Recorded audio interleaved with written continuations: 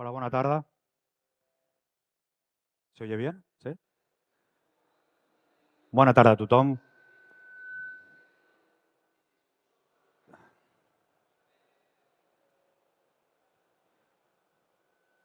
Comencem?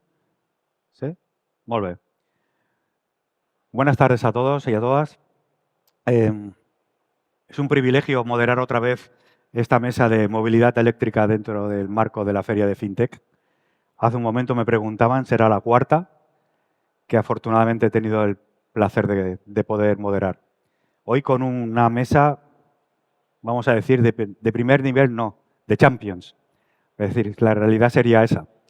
Bueno, yo me voy a permitir el hacer una pequeña reflexión inicial antes de entrar con cada uno de nuestros invitados. Esa reflexión inicial va dirigida un poco a lo que nos está marcando el propio título de la mesa, del discurso de la recarga, el reto de la real movilidad eléctrica. La movilidad eléctrica se ha convertido en un eje central en el debate energético. Pero el verdadero reto ya no es tecnológico. Creo que tecnológicamente estamos ya a unos niveles importantes, sino operativo. Mientras el discurso político avanza, la infraestructura de recarga se enfrenta a importantes obstáculos normativos, técnicos y de seguridad. Pero sobre todo, la falta de personal especializado. Sobre todo, el relevo generacional. Y lo vuelvo a repetir, sobre todo la falta de personal especializado. Y el relevo generacional que estamos sufriendo. Y otra parte importante, la saturación de la red eléctrica pone en un serio peligro el despegue real de lo que sería la movilidad eléctrica o como debería ser, pero también el reto de la transición energética en palabras mayúsculas. Si no tenemos instaladores eléctricos que puedan afrontar este reto, nos quedaremos no a las puertas, será imposible de poder realizar. Por otro lado, y ya entrando más en materia, para facilitar, y lo de facilitar lo pongo entre comillas, todo este proceso de legislación vigente, a seguir a día de hoy para una instalación de infraestructura de recarga, voy a enumerar las más importantes que debemos tener en cuenta: instaladores, ingenieros, personas que se dedican también a la ingeniería, pero especializados en contraincendios. Principalmente a nivel eléctrico, el Reglamento Electrotécnico de Baja Tensión y en concreto y especialmente al ITCBT 52, la que se especifica para las infraestructuras de recarga. El Código Técnico de la Edificación y en concreto el documento básico HE en la sección HE6, que nos proporciona las dotaciones mínimas que debemos realizar para infraestructura de recarga. Si nos vamos ya a otro tipo de normativa, aparece el famoso Real Decreto 29/2021 con las medidas urgentes en el ámbito energético para fomento de la movilidad eléctrica y el despliegue de energías renovables, que por un descuido no tiene reglamento sancionador. Y ahí lo tenemos. Por otro lado, el Real Decreto 184/2022, requisitos de prestación de servicios de recarga para vehículo eléctrico, lo que serían los operadores de punto de recarga y las empresas proveedoras de servicios para la movilidad eléctrica, donde define qué tiene que hacer cada uno de ellos. Algo más reciente, estaríamos hablando del Reglamento de la Unión Europea del 2013/1804, o AFIR, que se publica en el año 24, y donde los operadores deben proporcionar soluciones de pago para la recarga de punto de recarga de acceso público a nivel general, y donde todos los países de la Unión Europea deben garantizar una cobertura mínima de puntos de recarga de acceso público a lo largo de la red básica de carreteras, por la cual España, en concreto, en su red principal de autovías, y que a 31 de diciembre del año 2025, es decir, de aquí 4 días, será preceptivo que cada 60 kilómetros exista un grupo de recarga destinado a vehículos eléctricos ligeros con una potencia disponible de hasta 400 kilovatios y que incluya al menos un punto de recarga rápida de 150 kilovatios. Otro pilar importante sería la Directiva Europea de 2024, la 1275 EDPB, que teóricamente el plazo de transposición a la reglamentación española termina en mayo de 2026 y podría seguir. Podríamos estar aquí con una cantidad de normativa importante. Y en Cataluña le añadimos, por otro lado, la ficha, la 1.18 y la guía técnica IRB de bomberos de la ciudad de Barcelona. Y por otro lado, a nivel de todo el ámbito territorial de Cataluña, excepto la ciudad de Barcelona, la ITC SP 147-2024 de Bombers de la Generalitat de Cataluña. Claro, ante todo este lío, por decirlo, denominarlo de alguna manera, se hace muy complicado en muchísimas de las ocasiones tirar el tiro tercero. El ser certero en todas estas ocasiones implica pues, colaboraciones, ingenieros, profesionales y distintas especialidades. De tal forma que la movilidad eléctrica no se convierte en un centro específico y en un tema específico del RGBT con la ITC 52, sino que se convierte en un tema absolutamente transversal en toda su amplitud y en la cual tenemos que colaborar todos los actores. Y si no somos capaces de colaborar todos los actores, esto será imposible. Bueno, no me enrollo más. Y, Javier, te tengo a mi izquierda, voy a empezar por ti. Muy bien. Desde IDIBE y en colaboración con Huawei, estáis realizando un roadshow por distintas ciudades de España, donde habéis entrado en profundidad con la química de las propias baterías, en la prevención de incendios, en la extinción de fuego de los vehículos eléctricos, baterías de almacenamiento, que aquí tenemos una pequeña polémica con educación y las baterías de almacenamiento dentro de los colegios, etcétera. Y también en el marco del Congreso Europeo de Movilidad Eléctrica, que celebrasteis el año pasado en Gijón, habéis publicado el informe de baterías de litio de seguridad y prevención de incendio, donde se explica la problemática, creo yo, con mucho acierto, con gran acierto.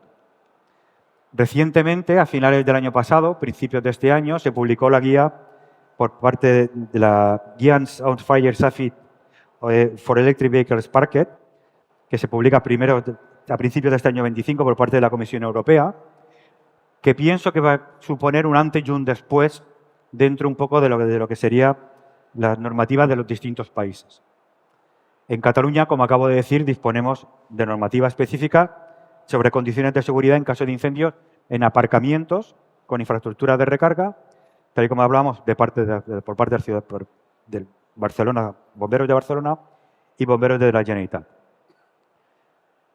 Desde IDIBE, ante la implantación de estas normativas de seguridad, ¿creéis que esto debería tener un ámbito estatal? Es decir, por ejemplo, dentro del Código Técnico de la Edificación, para que no pueda existir ese agravio comparativo entre distintas comunidades autónomas. Es decir, que nosotros en Cataluña, en una planta -4, por decir algo, y soy muy genérico, no podamos montar un hub de recarga de 6 cargadores de 150 kilovatios, pero en Madrid sí se puede. Eso es crear ese agravio comparativo y que las inversiones, ya sabes tú cómo funciona este mundillo, los grandes operadores pues ven según qué temas con reticencia. ¿Cómo lo veis vosotros? ¿Desde qué punto lo veis? Bueno, pues en primer lugar, muchísimas gracias por la oportunidad, José, de estar aquí. Y estamos muy agradecidos que habéis con IDIBE para el tratamiento de este asunto. Es un asunto, como bien dices, igual el micro ahora va bien, ¿no? Se me había movido algo, igual es por eso. Bien ahora, vale, perfecto. Es un asunto relativamente nuevo, ¿eh?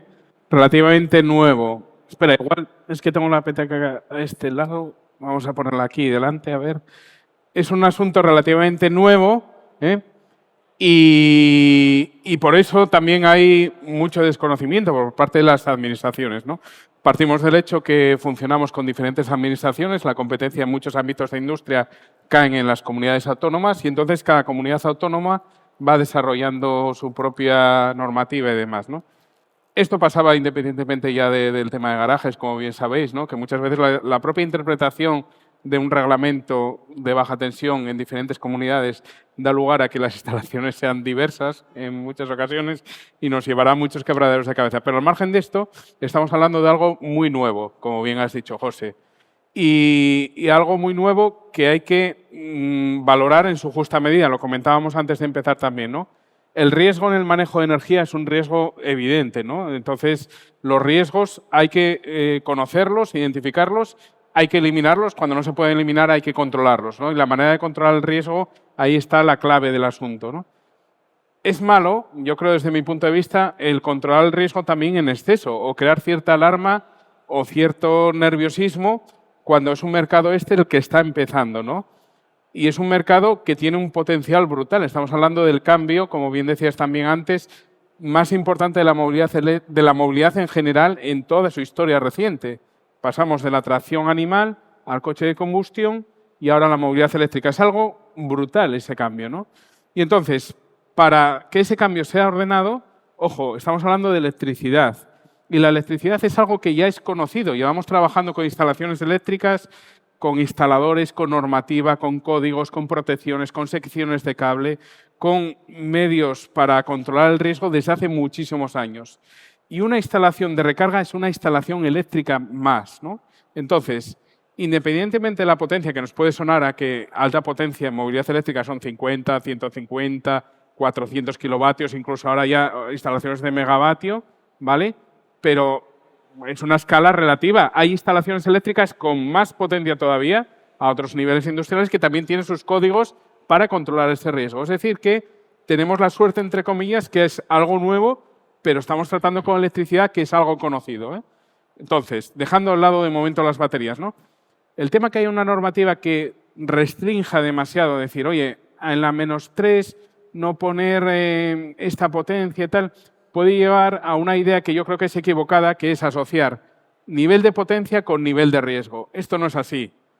Yo creo que hay que asociar nivel de riesgo con instalación mal hecha, ¿no? Si una instalación no cumple norma, no tiene las protecciones, la hizo mi cuñado, no pasó por los controles, no la hizo un instalador autorizado, no pasó por los controles que los hay, ¿no? Las certificaciones que tiene que tener y demás, esa instalación, independientemente de la potencia, es una instalación insegura. Y muchos incendios en viviendas y demás se originan en instalaciones de muy baja potencia porque no están adecuadamente ejecutadas, ¿no? Entonces, ese es un concepto que nos está haciendo mucho daño a muchos operadores de puntos de recarga que están en la asociación. Tenemos hoy aquí a Jorge de TECNIC que me planteaba este problema. Dice, claro, es que yo estoy ahora en un despliegue en aparcamientos aquí en Cataluña, en Núñez y demás, ¿no? que a veces tiene esa limitación por norma porque sí, y yo sé hacer una instalación segura también en esta otra ubicación alternativa, ¿no? Sí que hay matices, bueno, todo cuanto más esté cerca de la -1, por si hay cualquier incidencia, siempre va a facilitar muchísimo la labor de bomberos, pero seamos también lo suficientemente flexibles para incidir en el hecho que instalación, de acuerdo a normativa, de acuerdo a instalador autorizado, de acuerdo a los controles que hay, es una instalación segura de acuerdo a la potencia, ¿no? Y después está el tema de las baterías y de los coches, ¿no? También es el asociar ese riesgo de decir, uy, es que tengo coches eléctricos. Bueno, ahora ya empieza a haber estadística de países que van con adopción de vehículos eléctricos por delante que demuestran que el riesgo es menor en vehículos eléctricos que en vehículos de combustión. Que es que en vehículos de combustión nos hemos acostumbrado a convivir con ellos sin tanta alarma en el sentido de decir, bueno, pues en un garaje hay almacenado combustible y esto es así y hemos vivido con ello. Y en nuestras ciudades, en medio de las ciudades, también hay estaciones de combustible. Bueno, pues se han hecho gracias al desarrollo de normativa que ha controlado ese riesgo de alguna manera, ¿no? Entonces, yo creo que el sobre legislar o tratar de ese riesgo que es relativamente desconocido, porque estamos hablando, vuelvo otra vez a que es electricidad y es conocida, ¿no? Pero movilidad eléctrica a lo mejor no es tan conocido el conjunto de las dos palabras. Entonces, esa sobre legislación puede llevar al miedo y puede llevar a un efecto contagio de decir, oye, como bomberos de Barcelona y bomberos de Cataluña han hecho esto, pues bien hecho está, entonces lo copio para La Rioja, para Asturias, para Andalucía, para no sé qué, que a lo mejor estamos en un momento inicial y es un momento también de que las leyes tengan la capacidad también de adaptarse un poquito más a la realidad de los datos que vamos teniendo ya estadísticos y de las condiciones de mercado, ¿no? Yo te pondría dos peros a todo eso. Uno, que hablamos de la seguridad de las personas y para mí yo creo que eso es importante.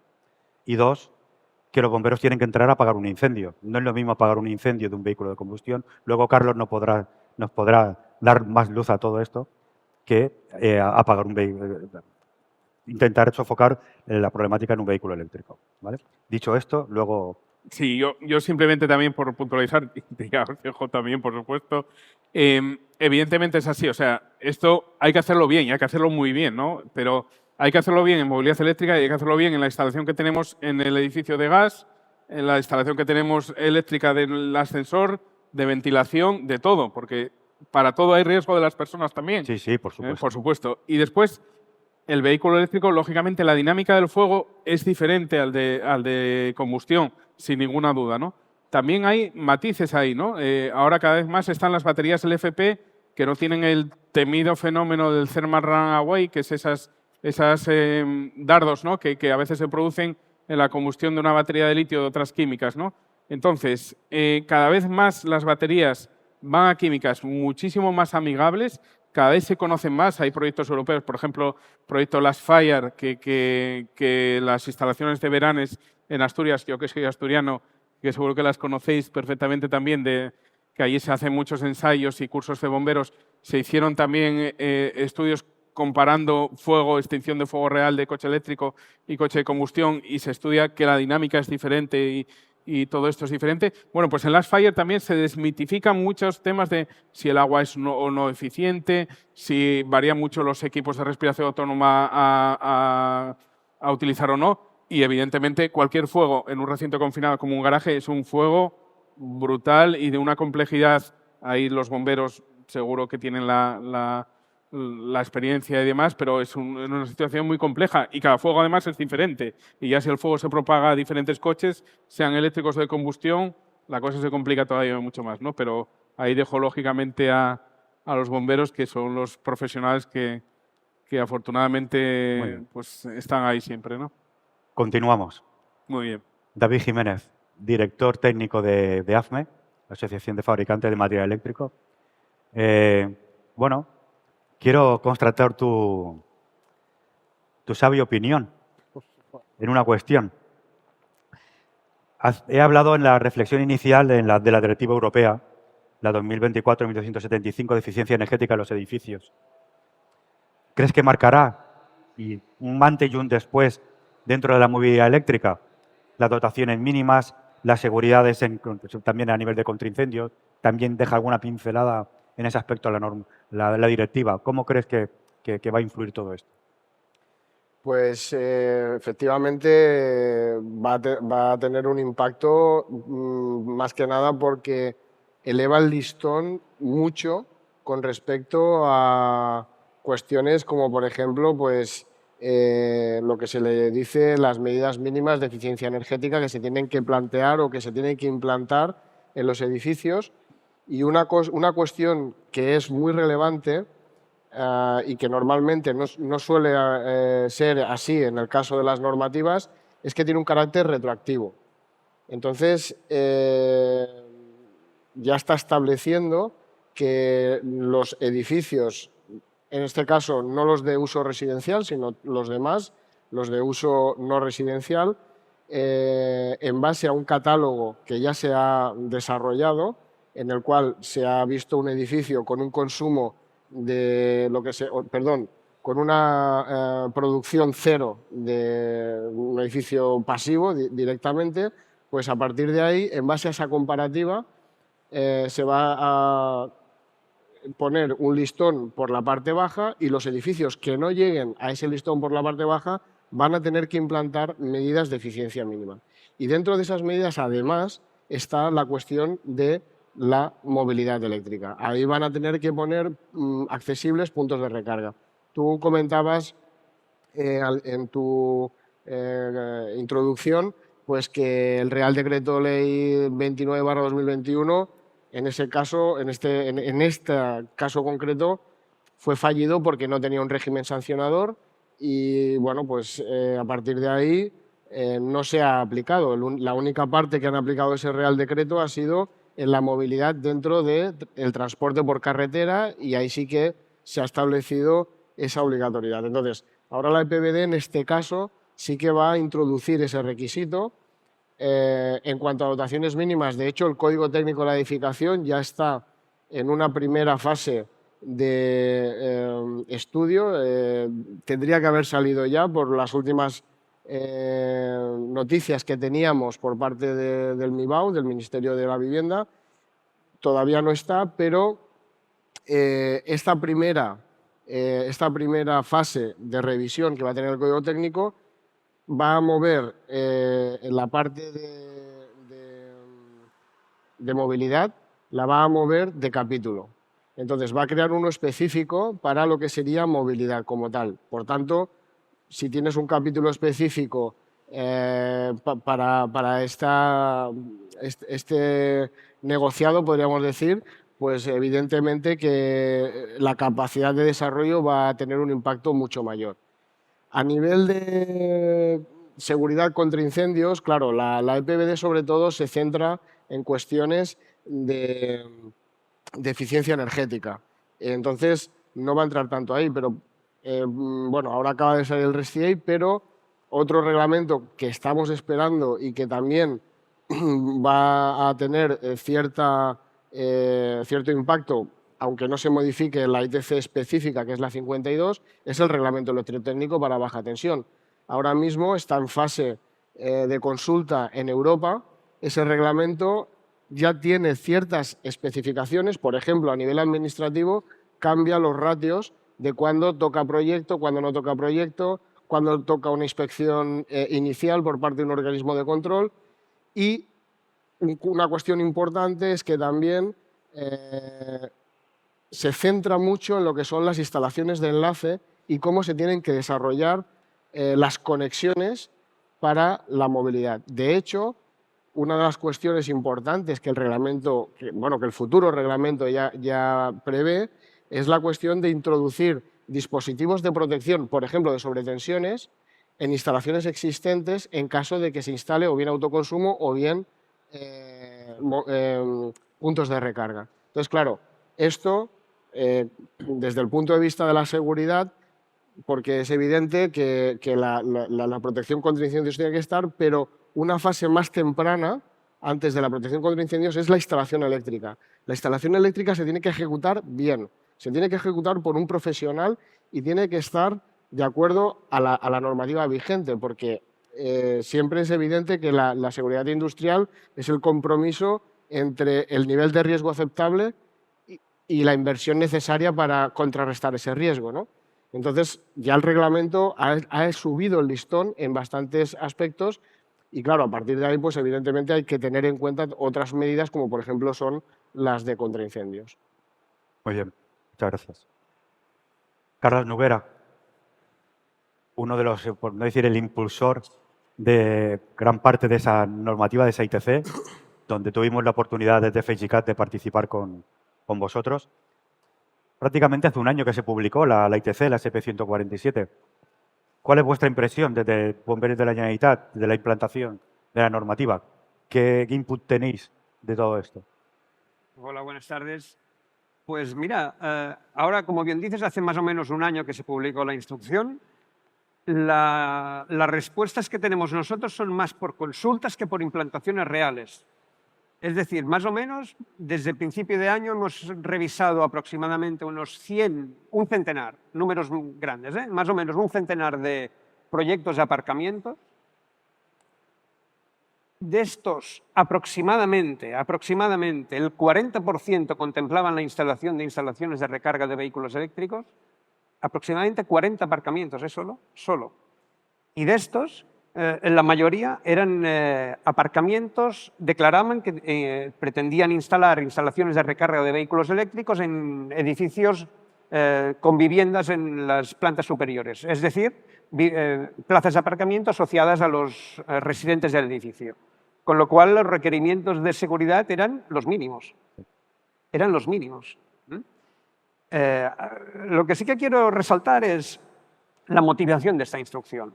Esa instrucción, básicamente, lo que pretende, el objetivo principal, habéis comentado por aquí, ha salido la seguridad de las personas. Evidentemente es esta, es garantizar la seguridad de las personas.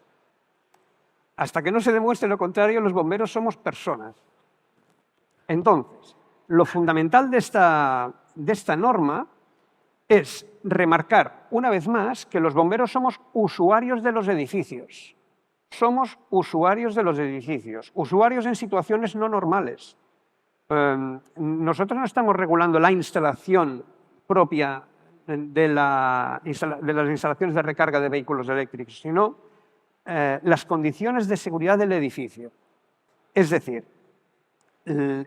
permitir que la gente pueda salir, permitir que el incendio de un aparcamiento en el que haya instalaciones de recarga de vehículos eléctricos no afecte a las plantas superiores. Que los bomberos podemos intervenir en situaciones de la seguridad que más o menos, la máxima seguridad posible en una situación de incendio dentro de un aparcamiento, que son las peores condiciones de intervención. Un espacio con altura absolutamente reducida, en el subterráneo, con lo cual quiere decir que las condiciones de disipación térmica y de humo son nulas o muy limitadas. Si las instalaciones de ventilación son adecuadas, digamos que se limita un poco estas condiciones. Pero en cualquier caso vamos a garantizar estas necesidades. Estas necesidades pasan por muchos conceptos, desde saber lo que tenemos, parece una tontería, pero de entrada es eso. ¿Qué hay allí? ¿Qué me voy a encontrar? ¿Por dónde puedo entrar? Es decir, señalización. Una cosa básica, señalizar y explicar dónde están las diferentes escaleras para poder bajar y las diferentes instalaciones de recarga de vehículos eléctricos si existen. La siguiente es, en la medida de lo posible, poner las máximas condiciones de seguridad en esa intervención. Eso quiere decir poder desconectar instalaciones de recarga existentes, no afectadas, pero poderlas desconectar. Y a partir de aquí, evitar en lo posible que el incendio sea lo más grande posible. Y eso es instalaciones de protección contra incendios y elementos de sectorización para evitar la transmisión del humo, temperatura y fuego. Está todo inventado. Extinción automática y elementos de sectorización. Está todo inventado, con lo cual lo que estamos es aplicando estas condiciones. Solo eso. Es decir, esas son las aplicaciones fundamentales de esta nueva instrucción. Ahora, nuestra experiencia es que todo se está focalizando en consultas. Aplicación práctica, muy poca. Y también hay que decir que, evidentemente, el parque edificatorio actual es existente, fundamentalmente existente, con lo cual, bueno, vamos a tener un proceso de adaptación de aparcamientos a estas nuevas normativas. Muy bien, muchas gracias. Josep María Vall, director técnico de Enginyers Barcelona. Tengo que decir, porque no quería que lo dijera, pero es la primera mesa redonda que participa. Es más que nada por tranquilizarlo. Es decir, verse aquí rodeado de gente. Y, bueno, más que nada, como ves, estamos entre amigos. Es decir, no, de momento los cuchillos no han volado, pero alguno volará. No te preocupes que alguno volará. Bueno, nos estamos encontrando con frecuencia, y la verdad que de una forma no deseada, tanto en las estadísticas que llegan a FEIGICAT por parte de industria, de la Dirección General de Seguridad Industrial, con relación a los defectos documentales en las instalaciones que se legalizan, pero tanto en los instaladores, que hay muchos, pero también nos encontramos con alguna por parte de los ingenieros. Es decir, yo creo que se debe dar un paso al frente con relación a la formación específica, sobre todo en instalaciones especiales, como podríamos hablar de una instalación como es la infraestructura de recarga. Mi pregunta iría encaminada a decir, ¿qué papel debe desempeñar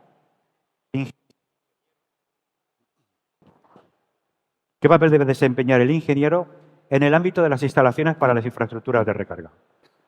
Bueno, antes de nada, no sé si me oye bien, muchas gracias por la invitación. Y yendo a la cuestión, hay un detalle importante a la pregunta que me has hecho, que es el papel que debe desempeñar el ingeniero, no es el que tiene. Porque aparte de la instalación en sí, hay una serie de normativa, como bien apuntaba Carlas, en materia de contraincendios, en solicitud de permiso de obras, en, por ejemplo, la solicitud o el proyecto que se debe presentar delante de la comunidad para poder pedir el punto de recarga. Y bajo mi punto de vista, no solo la instalación de baja tensión, sino que participan una serie de trámites y normas que, en este caso, el ingeniero o el técnico competente colegiado debe desempeñar. Muy bien. Por último, voy a presentar a Miguel Ángel Cervera, responsable de la sección de instalaciones energéticas receptoras de la Generalitat de Cataluña. Desde FEGICAT, confeccionamos un informe que os hicimos llegar con las problemáticas detectadas en las instalaciones de recarga para vehículos eléctricos, sobre todo en aparcamientos residenciales existentes, así como dentro de ese informe con las conclusiones y líneas que nosotros pensábamos que se deben seguir. El objetivo de facilitar la instalación de puntos de recarga en los aparcamientos en el ámbito residencial, se permiten a nivel normativo ciertas licencias, y licencias entre comillas, sobre todo para no poner palos en las ruedas a lo que sería la implantación de la movilidad eléctrica en lo que sería la recarga vinculada dentro del ámbito de recarga. Y esas licencias van como, por ejemplo, aunque estemos dentro de un aparcamiento de más de 5 plazas, que necesita el proyecto lo diré, ahora me sale la palabra, el proyecto para la ventilación, también sería necesario como tal proyecto eléctrico para poder legalizar esas instalaciones de recarga. En residencial, mientras no superamos los 50 kilovatios, eso está solucionado mediante una memoria esquema de la declaración responsable, memoria técnica y por otro lado de la obtención del número RICSIC por parte del instalador. Claro, esto está impactando de una forma, y permíteme la expresión, funesta dentro de lo que es la ejecución en estas instalaciones. Nos estamos encontrando en realidad de que están pasando tubos por bajantes, estamos encontrando que se pasa por en medio de las plazas, es decir, que el reglamento, la ITCBT 52 y el reglamento electrotécnico en general, lo voy a dejar ahí, puntos suspensivos. Mi pregunta es, ¿creéis necesario desde vuestro punto de vista la implantación de inspecciones iniciales en todas las infraestructuras de recarga, indistintamente de la potencia y de la ubicación de la misma? ¿Crees que podría solucionar el problema? ¿Cómo lo veis vosotros? Bueno, primero, como todos los compañeros, agradeceros la invitación de que podamos estar hoy aquí. Y en cuanto a la propuesta que se sugiere, a mí me gustaría hacer un poquito de dónde venimos, dónde estamos y hacia dónde vamos. ¿Dónde venimos? Tenemos una reglamentación del año 2002, la básica. Han pasado 23 años. Hace 23 años no pensábamos en vehículo eléctrico. Seguramente en instalaciones fotovoltaicas tampoco pensábamos mucho. Se ha tenido que sacar una ITCBT 52 en el año 2014, pero fue el 31 de diciembre, con 6 meses de plazo de entrada en vigor. Estamos hablando de mediados del 15. Todo y eso ya llevamos 10 años. Por parte nuestra, también quisimos legislar al respecto y no hace ni 2 años que sacamos un decreto en materia de seguridad industrial que tocaba todos los reglamentos, baja, alta tensión, aparatos a presión, frigoríficas, etcétera. Introducimos algo que el sector pedía y el reglamento de baja tensión, ni la ITCBT 52 lo contemplaba, es el contrato de mantenimiento, no de una forma indiscriminada, comparto plenamente con David su punto de vista. La seguridad tiene un precio, hay que buscar un equilibrio y ese equilibrio pues es un poquito el nivel de riesgo aceptable, que es el que nos establecen los reglamentos. Tampoco hay que hacer una sobreprotección. ¿Qué sucede? Pues que en el año 2002 el reglamento estructura las instalaciones. Estructura las instalaciones comenzando por aquellas más sencillas de menor potencia y estas permite que sea la empresa instaladora a través del instalador habilitado el que la documente, la ejecute, importante porque no lo he oído en toda la tarde, es que la verifique. Y hago la pausa posta. La instalación se ejecuta y luego se verifica. Por último, se certifica. Y en la verificación tendría que encontrar fallos. Estamos hablando de un buen profesional. También es verdad que todo este sector de las instalaciones eléctricas, solo hay un agente que pueda realizarlas. Intentamos en la manera de lo posible ayudarle, intentamos en la manera posible protegerlo. A cambio, sí que es verdad que se exige una capacitación, unas competencias, un buen hacer, una formación. Y también es verdad que a tiro hecho, cuando sucede una desgracia, bien sea un incendio, hablábamos del daño a las personas, esto es prioritario, pero el reglamento va más allá, quiere la seguridad de los bienes, que también son importantes, estamos hablando de nuestras viviendas, y la experiencia muchas veces nos dice que si esos aparcamientos, cuando toca, esos edificios a través de instalaciones de enlace, cuando toca, están inspeccionados, están mantenidos. Mantenidos no basta con tener el contrato. Mantenidos quiere decir que la empresa instaladora me indica unos ítems que están defectuosos, que están fuera de norma, que hay que actuar sobre ellos y yo, titular, actúo. Difícilmente nos encontramos con daños en instalaciones con esas características, que hayan pasado por un mantenimiento y por algo que cuando el titular hace la declaración responsable de alguna manera nos promete a todos. Y es que no solo la instalación es segura y lo justifica con una documentación, que luego volveré a ella, sino que además se compromete a mantener esos requisitos a lo largo del tiempo. Es decir, que el nivel de seguridad de esa instalación inicial no decaiga. Entonces, aquí creo que hay un punto sobre el que quisiéramos focalizar y actuar con mayor intensidad del titular, el usuario, mentalizarlo que la seguridad es el beneficio de todos, mío y de todos los demás. Bueno, decía que el reglamento, pues en principio coge las instalaciones más sencillas, de menor potencia, de menor riesgo, con actividades pues menos peligrosas, y ya le da atribuciones a este instalador que tiene una formación específica, puede venir a través de un ciclo formativo de formación profesional, puede superar un examen en una entidad con una acreditación de personas en la que se le pide una formación importante. Hay un módulo específico de vehículo eléctrico, hay otro módulo de locales con riesgo de incendio o explosión. En el momento en que esa instalación se hace más grande, por ejemplo por potencia, da un salto y añade una segunda figura, que es la del técnico titulado competente. No solo ha de diseñar en la instalación, sino que también la ha de verificar. Ya son dos personas las que están verificando esa instalación. Y el último salto, que serían las más de mayor magnitud, mayor potencia, que incluye la inspección inicial. ¿Qué hace la Generalitat en todas aquellas instalaciones que no tienen inspección inicial? Bueno, pues tenemos un programa de verificaciones. En enero del año que viene empieza el siguiente, por un periodo de 5 años.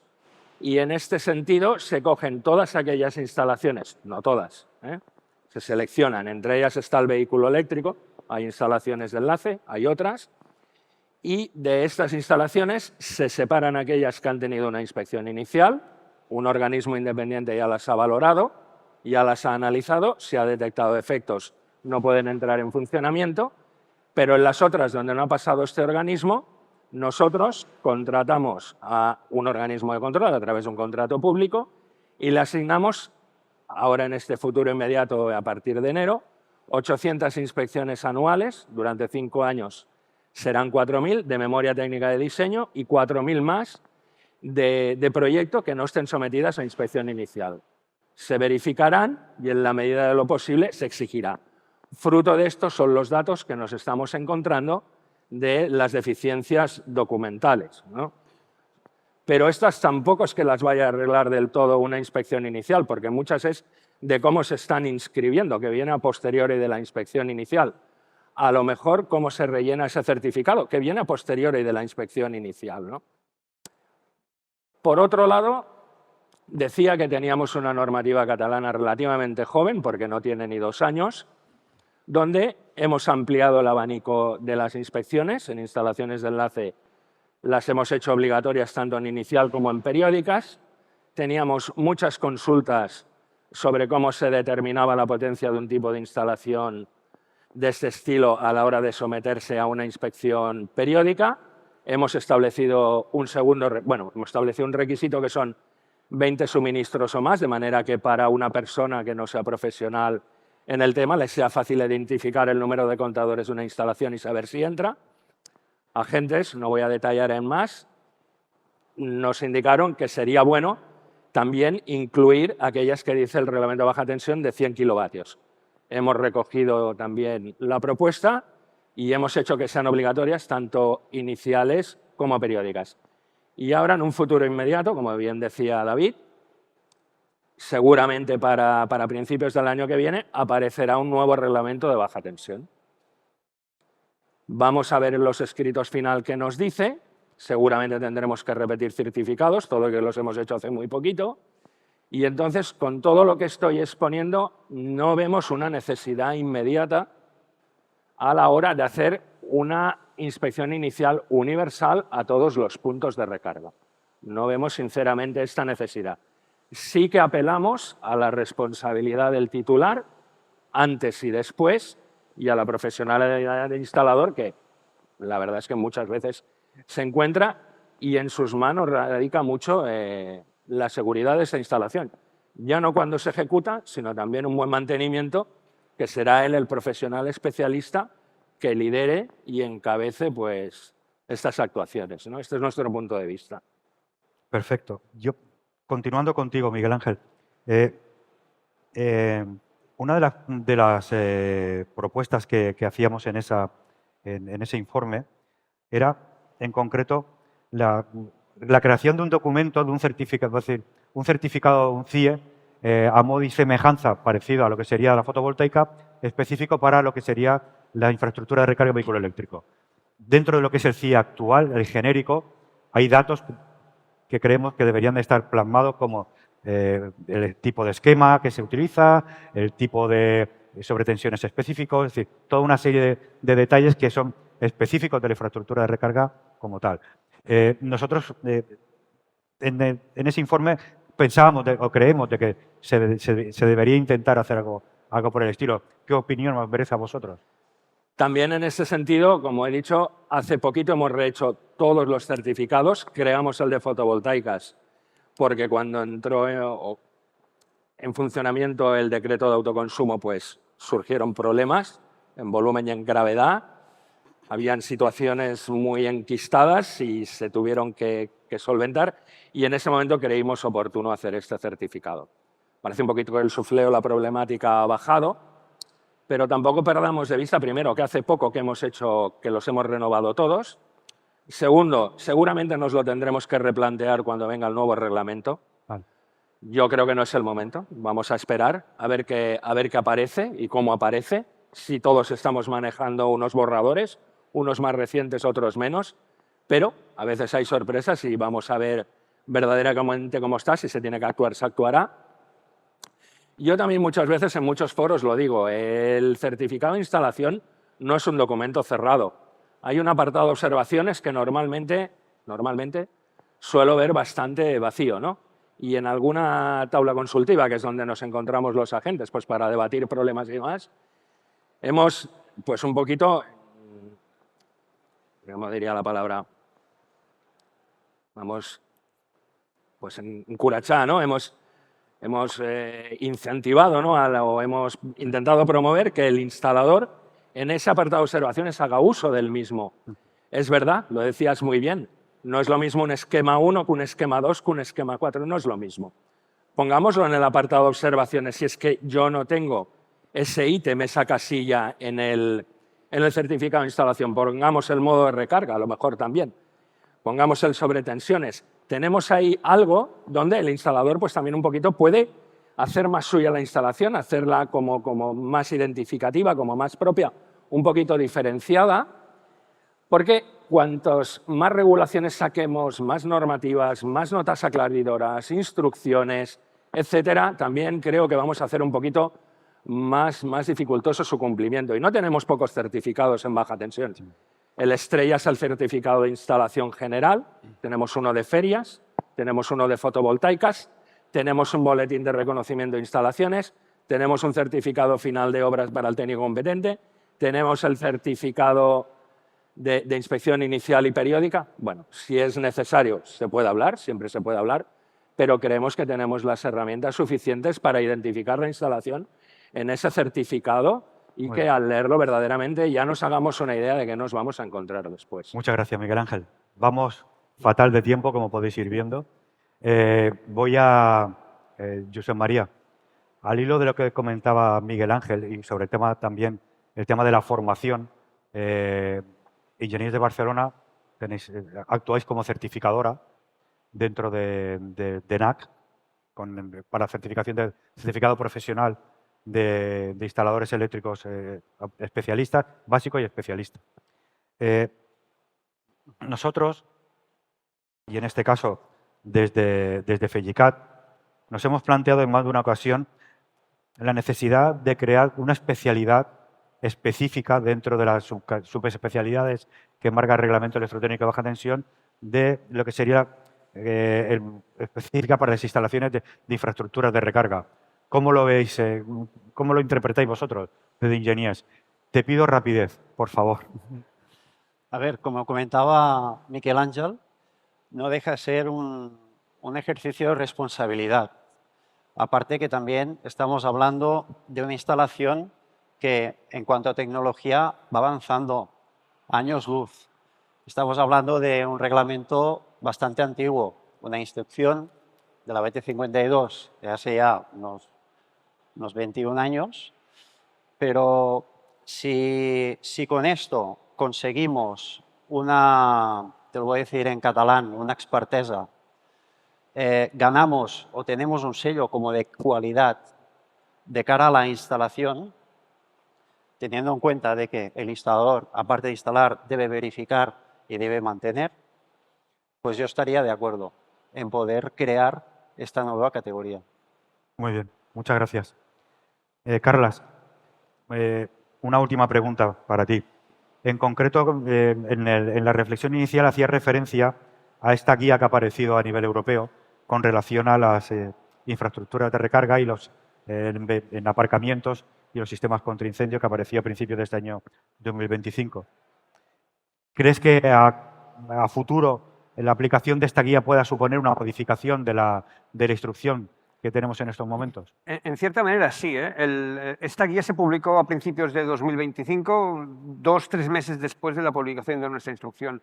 Cuando analizamos, yo personalmente estuve muy contento porque, primero, ponía mucho en valor aspectos de seguridad de los equipos de intervención, muchísimo en valor, y después iba muy en la línea de lo que estaban recogiendo de una manera parecida nuestra instrucción técnica: protección con rociadores automáticos de agua, detección lo más temprana posible, elementos de detección temprana, sectorización y algún elemento para poder sacar el vehículo del recinto incendiado. Si fuera un vehículo eléctrico, elementos para poderlo quitar del recinto afectado.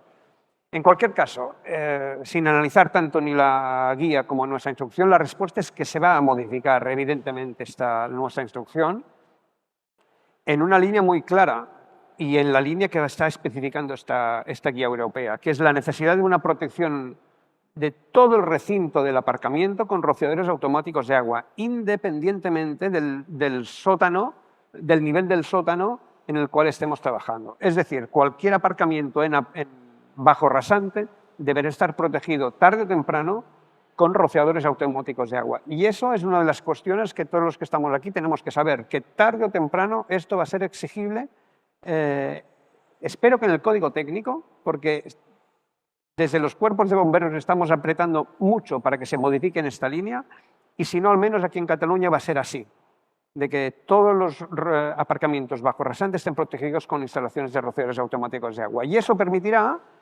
eliminar lo que os he comentado antes de discrepancias con potencias instaladas y no potencias instaladas. Vamos a hacer una protección integral del establecimiento, del edificio, y así estamos abarcando unos posibles riesgos actuales y sobre todo futuros, porque no sabemos si de aquí a 5 años va a haber vehículos de hidrógeno de manera generalizada. Puede ser que sí, puede ser que no, no lo sabemos.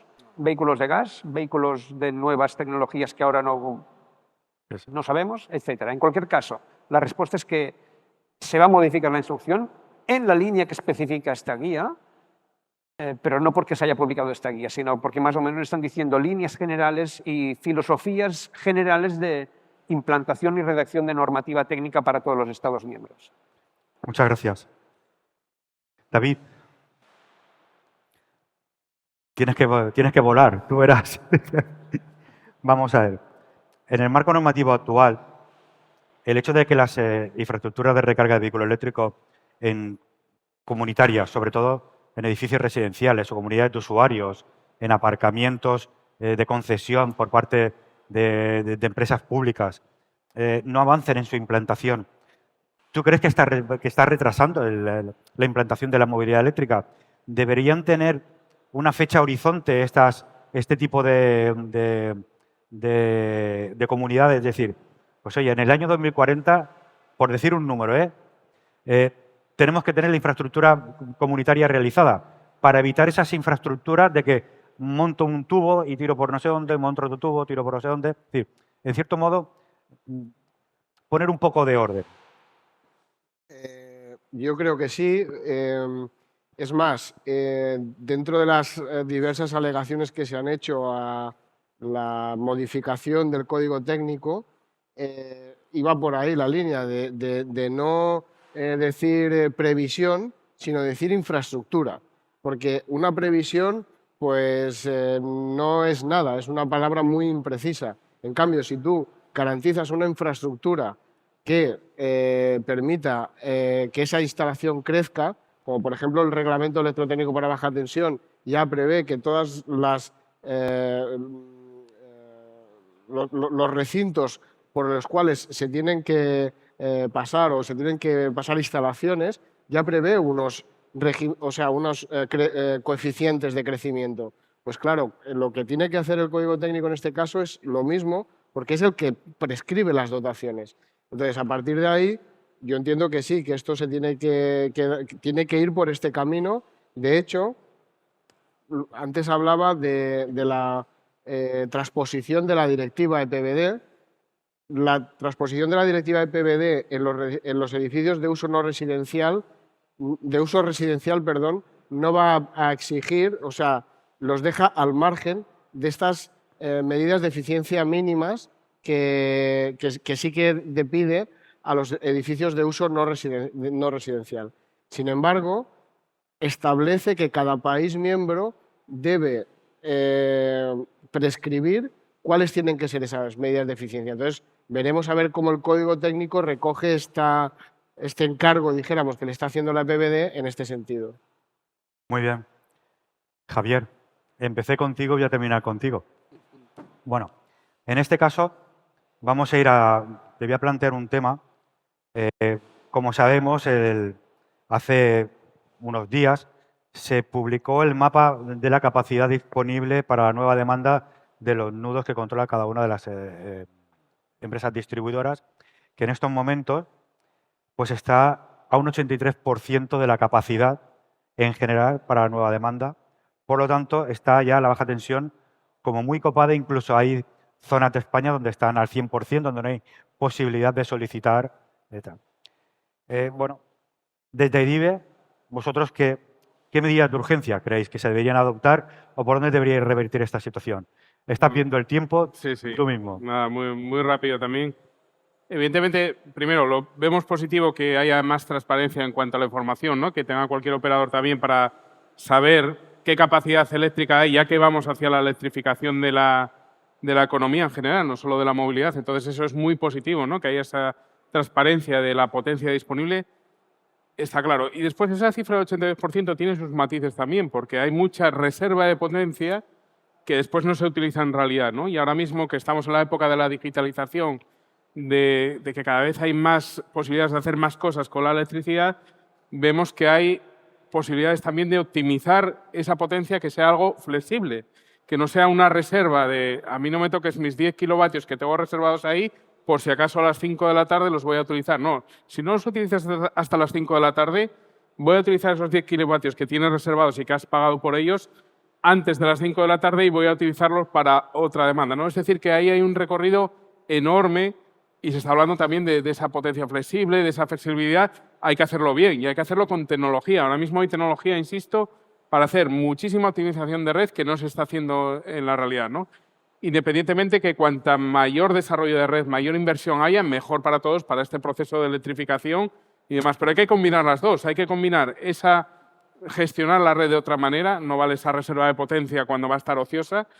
Hay ahora tecnología para poder hacer todo esto. Hay que cambiar un poquito el modelo y hay que también desarrollar la red porque cada vez vamos hacia un mundo más electrificado. Que bendito sea, por otro lado, porque más vale depender, y tal como está el mundo ahora, de fuentes de energía propias que no de fuentes de energía externa, como son el gas y el petróleo, y viendo lo importante que esto es ahora, ¿no? Con todo eso hay que combinarlo. Me alegra también mucho que Carles haya matizado que si se va a un modelo, a lo mejor, cambiando un poco de tema también, ¿no? De proteger de forma más masiva el tema de sprinklers, detección temprana y tal, en garajes, ¿no? Subterráneos, que sea independientemente de la movilidad eléctrica. A mí lo que me preocupa un poco es que se asocie la movilidad eléctrica a ese nivel de riesgo. Lo que decíamos antes es que una instalación bien hecha minimiza el riesgo.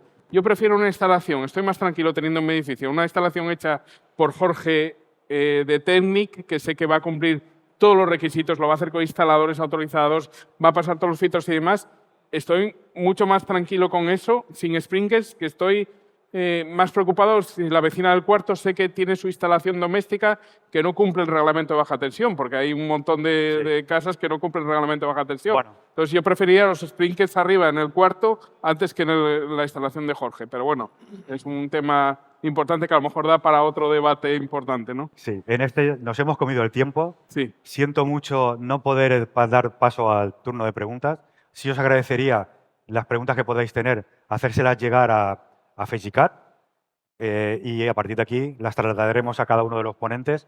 Espero que hemos estado con el nivel esperado por parte de todos y muchísimas gracias por haber venido y habernos acompañado. Muchas gracias. Gracias. Buenas tardes.